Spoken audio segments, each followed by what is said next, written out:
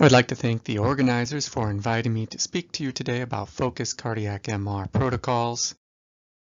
I have no relevant disclosures. Today I will be going over the benefits of using focused cardiac MR protocols and sharing with you ways in which you can incorporate these focused cardiac MR protocols into your clinical practice.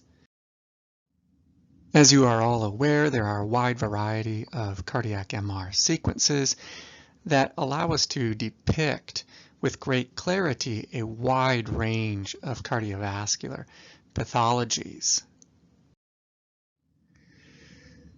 As a result, it is very common to approach cardiac MR with a comprehensive, all-encompassing protocol. Benefits of this approach include a standardized scanning approach in all patients that includes every sequence in all patients. Disadvantages of this approach include the long scan times, and many sequences have no or little additional value. This is in contrast to focus protocols, which consist of shorter scan times in which most or all sequences have value. In addition, the essential sequences that are performed frequently in almost every case are standardized. The disadvantages of this approach include slightly greater complexity in scanning because the technologists have to learn the various protocols that you have in your system, and it also requires additional work ahead of time to identify the reason for the cardiac MR.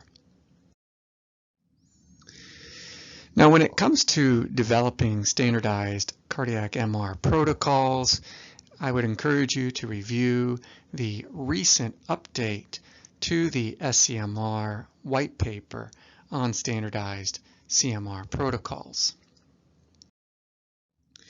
And what I like about this reference is that they start out by describing various cardiac MR modules for assessing function, late gadolinium enhancement, perfusion, flow, tissue characterization, MR angiography, and a couple additional special cardiac MR sequences. And you can kind of look at these as your basic ingredients that you have in your cardiac MRI kitchen, and all of your focused protocols and even your comprehensive protocols consist of combining these various ingredients to answer the clinical question being asked. So with regards to cardiac function, the backbone of this module is your Cine SSFP sequences. We rely on this sequence in just about every cardiac MR to assess not only LV but also RV size and function. Now, there are a couple specific scenarios in which you might consider acquiring a full stack of axial cines, particularly in patients with right ventricular pathology, because it allows you to better delineate the tricuspid valve plane. Another variant of the cardiac function module is real-time Cine imaging, which you can use in patients who have difficulty holding their breath or have frequent arrhythmia, or as you can see in this case, patients with constricted pericarditis. The other key sequence to just about every cardiac MR exam is your late gadolinium enhancement sequence, which you perform approximately 10 to 15 minutes after the injection of contrast. We use this to detect scar or myocardial infarction in patients with ischemic heart disease. We also use it to identify areas of infiltration or fibrosis in patients with non-ischemic cardiomyopathy, like this patient with hypertrophic cardiomyopathy on the left. And then there are several additional sequences that we can use in specific clinical scenarios. For example, perfusion imaging, especially when done with combined stress and rest perfusion imaging can be used to identify patients with coronary artery disease, flow imaging, whether it's 2D or 4D flow, tissue characterization sequences, which can be qualitative or quantitative, are a frequent part of many focused protocols.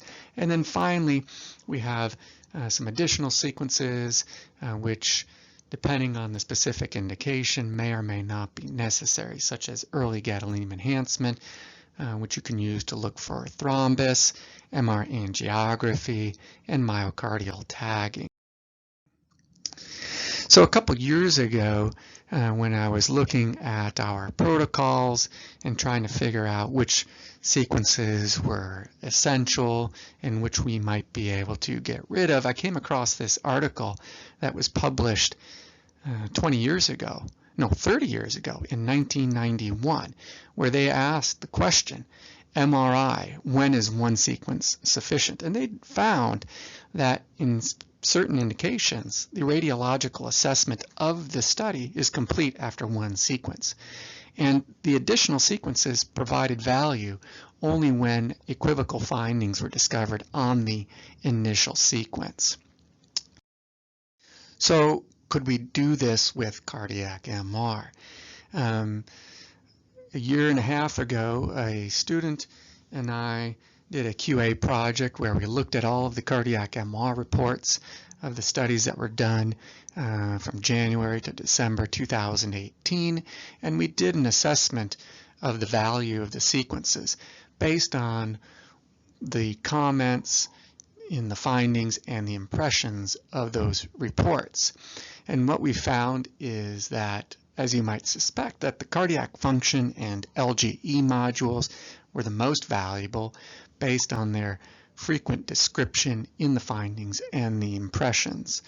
Many of the modules were rarely discussed in either the findings or the impressions, suggesting that they could be removed without substantially impacting the value of the study. So when we look at focused cardiac MR protocols, you can look at those that are relatively straightforward to perform, that can potentially be performed unsupervised, off-site, off hours, and those that are relatively complex, which are going to require direct supervision to help set up any unusual planes or any unusual sequences. So on this slide here, I'm showing you some examples of focused cardiac MR protocols, and shows you which cardiac MR modules are necessary and should be included as part of that protocol, those that may or may not be needed, and those which are usually not necessary to answer the clinical question being addressed.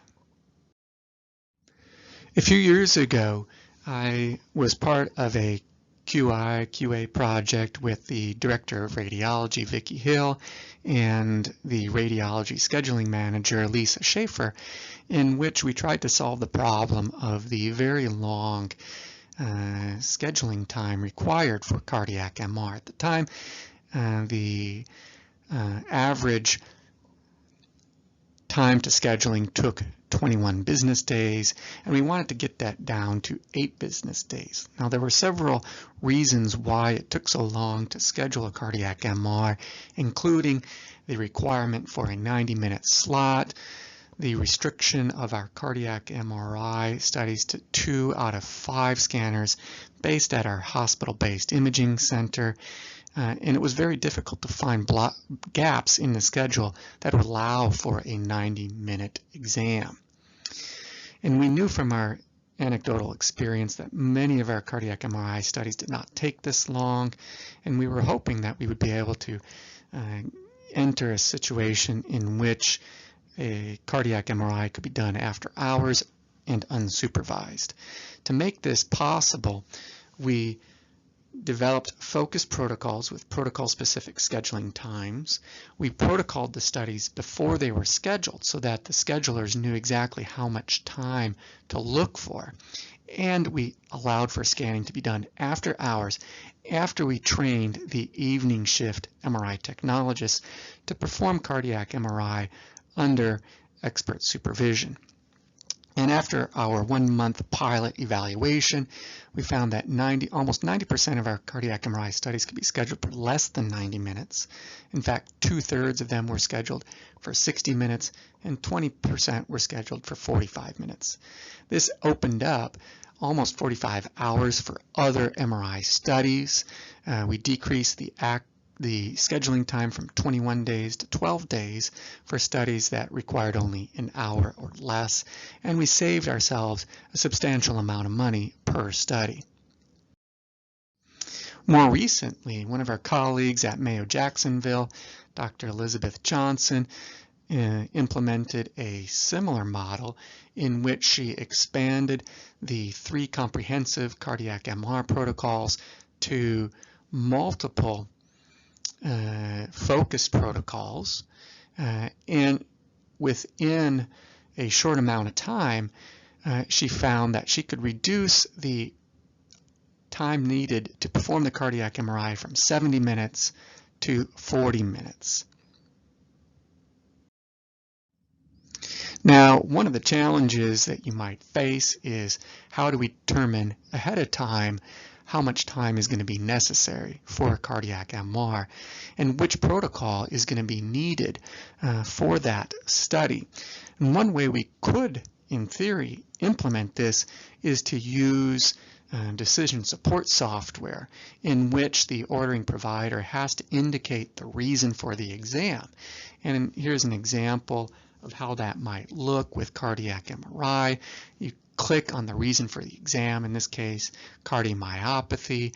Now that cardiomyopathy indication, reason for exam, should be associated with a specific cardiomyopathy protocol and a specific amount of time needed. And you can see that you could also click on congenital heart disease, which would map to a different protocol and a longer scan time necessary. So in summary, relying on comprehensive one-size-fits-all cardiac MR protocols for every study takes too long, reduces access to scanners, and does not always translate into added value. Focused cardiac MR protocols answer specific questions to reduce scan time, improve access to scanners, and optimizes the value of advanced imaging technologies. And with that, I would like to thank you for your attention.